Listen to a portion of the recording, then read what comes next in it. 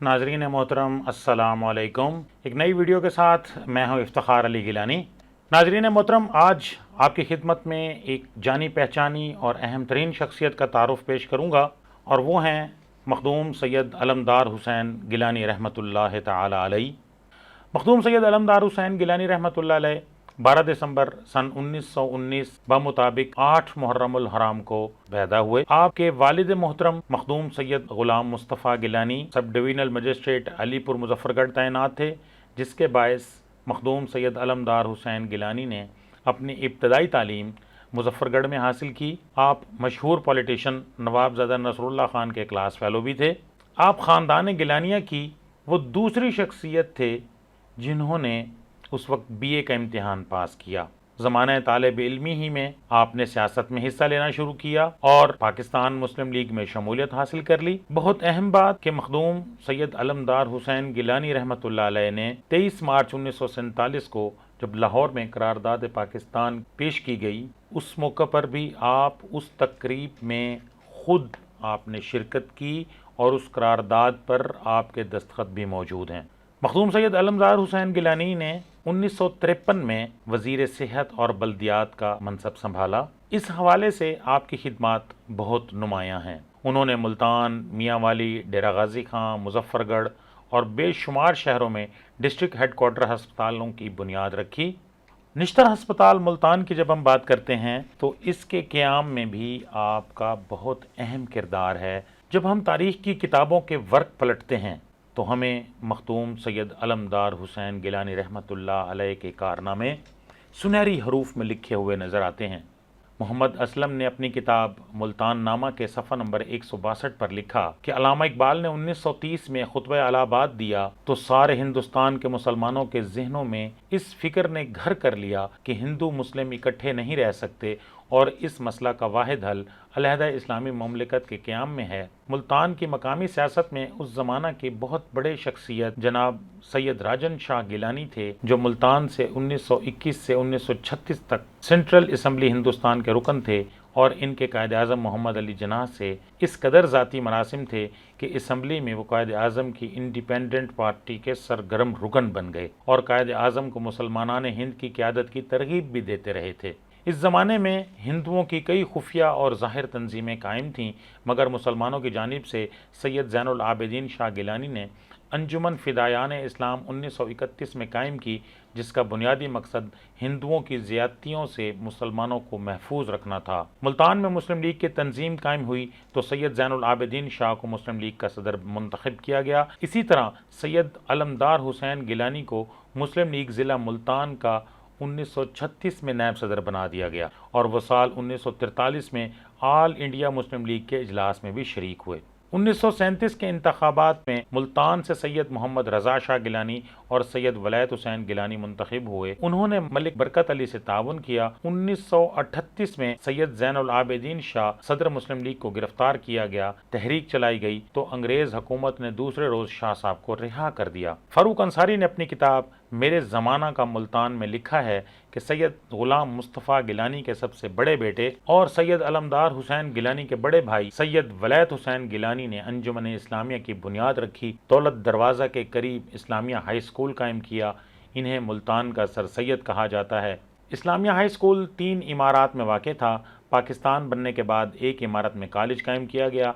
जब आम खास बाग के करीब कॉलेज की अपनी इमारत तामीर हो गई तो वो वहाँ मुंतकिल हो गया। वलायत हुसैन कॉलेज ने एक गर्ल्स कॉलेज भी कायम किया, बाद में लॉ कॉलेज कायम किया। गुलाम मुस्तफ़ा गिलानी के तीसरे बेटे सैयद अलमदार हुसैन गिलानी का शुमार चोटी के सियासतदानों में होता था। हुकूमत पाकिस्तान में कई बार वजीर बनने का मौका मिला। उन्होंने कई वजारतों में अपनी सलाहियतों का मुजाहिरा किया। शेख इकरामुल हक अपनी किताब अर्ज़ मुल्तान में लिखते हैं कि सैयद अलमदार हुसैन, सैयद रहमत हुसैन और सैयद फैज़ मुस्तफ़ा गिलानी आला तालीम से बहरावर हुए। सैयद अलमदार हुसैन गिलानी पाकिस्तान बनने के बाद सूबा पंजाब में वजारत के ओहदे पर कायम रहे और मुल्तान की तालीमी सरगर्मियों में ख़ास दिलचस्पी लेते हैं। آئینہ ملتان میں منشی عبد الرحمن خان لکھتے ہیں کہ چند درد مندوں نے 1883 میں انجمن اسلامیہ ملتان کی بنیاد رکھی۔ 1914 میں دولت دروازہ میں پہلا مسلم ہائی اسکول قائم کیا۔ اس سے قبل یہاں صرف ہندوؤں کے تعلیمی ادارے تھے اور مسلمانوں کو مجبوراً اس میں داخلہ لینا پڑتا تھا۔ تقسیم ہند کے بعد سناتن دھرم ہائی اسکول اور سناتن دھرم مڈل اسکول کی متروکہ عمارات 1947 میں انجمن کے سپرد کر دیں۔ ان میں اسلامیہ ہائی اسکول عام خاص باغ اور اسلامیہ ہائی اسکول حرم گیٹ قائم کیے گئے۔ 1948 میں ایک پرائمری اسکول بھی کھولا گیا۔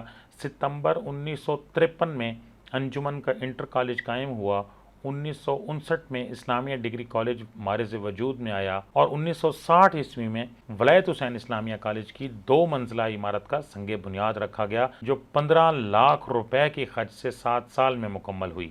1962 میں اسلامیہ گرلز کالج کھولا گیا۔ 1965 میں اسلامیہ گرلز ہائی اسکول کی بنیاد رکھی گئی اور 1970 میں علمدار حسین اسلامیہ کالج اور گیلانی اسلامیہ کالج کا قیام عمل میں آیا۔ اس طرح اس وقت انجمن اسلامیہ کے زیر اہتمام ایک لاء کالج، ایک ڈگری کالج، ایک انٹرمیڈیٹ کالج، ایک girls high school, 3 boys high school اور متعدد پرائمری اسکول اسلامیان ملتان کو تعلیمی خدمات دے رہے تھے، جس کی بدولت یہاں ناخواندگی کی شرح بہت کم ہو گئی۔ مولانا نور احمد فریدی تاریخ ملتان کی جلد 2 میں لکھتے ہیں کہ گیلانی مخادیم نے جب انجمن اسلامیہ کا چارج سنبھالا تو اس کے زیر انتظام صرف ایک اسکول چل رہا تھا۔ یہ انہی کا اثر و نفوذ تھا کہ 1947 میں انجمن مذکور نے غیر مسلم اسکولوں کی متروکہ عمارتوں کو حاصل کر کے اسلامیہ ہائی اسکول، دولت گیٹ اور حرم گیٹ تعمیر کیے۔ ولایت حسین کالج بھی یوں ہی نہیں بن گیا۔ اس کے لیے مخدوم سید علمدار حسین گیلانی، جو اس وقت پنجاب کے وزیر صحت تھے، اور مخدوم سید ولایت حسین چیئرمین ڈسٹرکٹ بورڈ تھے، نے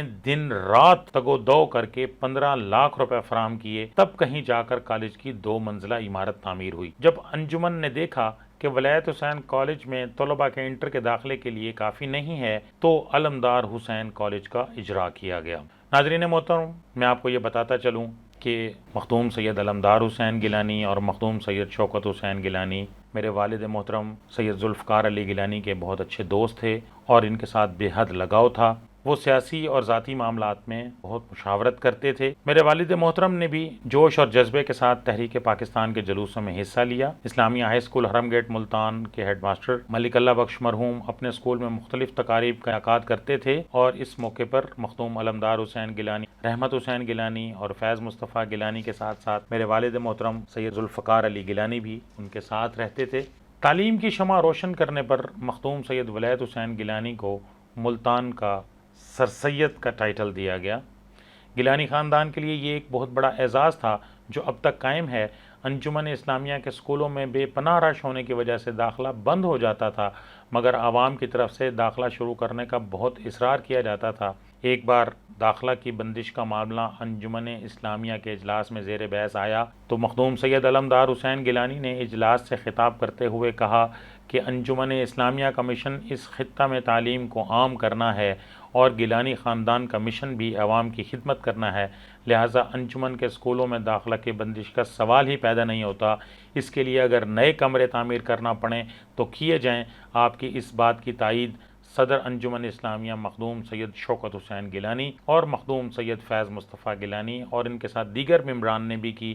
یوں انجمن اسلامیہ کے زیر انتظام گرلز ہائی اسکول دولت گیٹ، ولایت حسین کالج، علمدار حسین کالج اور گیلانی لا کالج قائم ہو گئے، جو 1 اکتوبر 1972 کو قومی تحویل میں لے لیے گئے اور اسلامیہ کنڈر گارٹن اسکول بچ گیا۔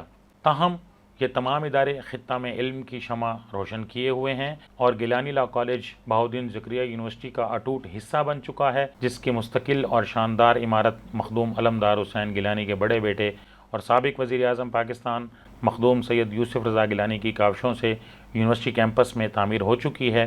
ناظرین محترم، مخدوم علمدار حسین گیلانی اپنے آباء و اجداد کی نقش قدم پر چلتے ہوئے تعلیم، صحت اور اس طرح کے اور بے شمار رفاہی کام کیے۔ انہی کے نقش قدم پر چلتے ہوئے ان کے بیٹے مخدوم سید یوسف رضا گیلانی نے بھی تعلیم، صحت اور اس طرح کے دیگر جتنے بھی رفاہی کام ہیں انہوں نے اس میں بھی بڑھ چڑھ کر حصہ لیا۔ گیلانی خاندان کی خدمات ناقابل فراموش ہیں۔ اگر ہم تاریخ کا مطالعہ کرتے ہیں تو ہمیں پتہ چلتا ہے کہ اس وقت ملتان کی تعلیمی خدمات میں 50% سے زیادہ حصہ صرف اور صرف سادات گیلانیہ کا تھا۔ تو یہ ایک بہت بڑی بات ہے۔ ہم دعا گو ہیں مخدوم سید علمدار حسین گیلانی کے لیے، اللہ تبارک و تعالیٰ انہیں اپنی جوار رحمت میں جگہ دے، اور ان کے ساتھیوں کے لیے اور اپنے والد محترم مخدوم سید ذوالفقار علی گیلانی کے لیے بھی دعا گو ہوں کہ اللہ تبارک و تعالیٰ ان کے تمام ساتھیوں کو جنت الفردوس میں اعلیٰ مقام عطا فرمائے۔ وآخر دعوانا ان الحمد للہ رب العالمین۔